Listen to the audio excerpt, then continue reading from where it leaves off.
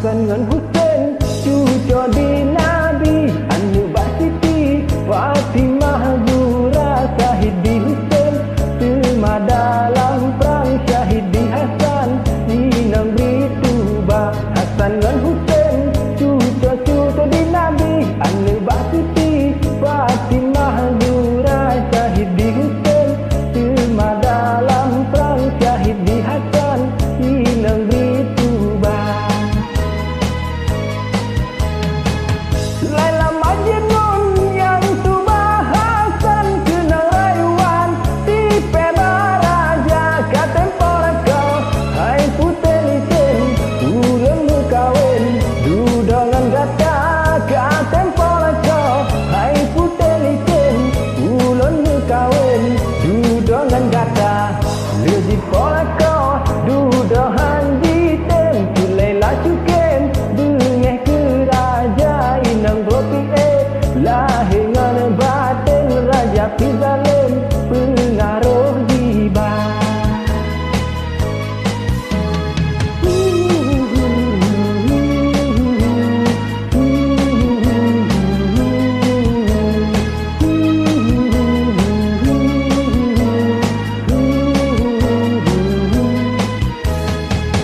Hasan ngan Hussein cucu di Nabi, anu Mbak Siti Fatimah Zura, syahid di Hussein Selma dalam perang, syahid di Hasan di negeri Tuba. Hasan ngan Hussein cucu di Nabi, anu Mbak Siti Fatimah Zura, syahid di Hussein Selma dalam perang, syahid di Hasan di negeri Tuba.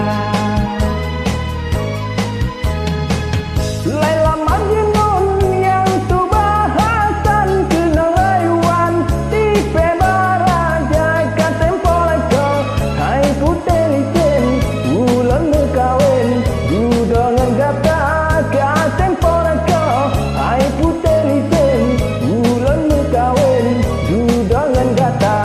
Lezi pola kau dudahan jitem Laila cuken dengeh kerajaan inang ropi lahingan batin raja pizalim pengaruh jiba.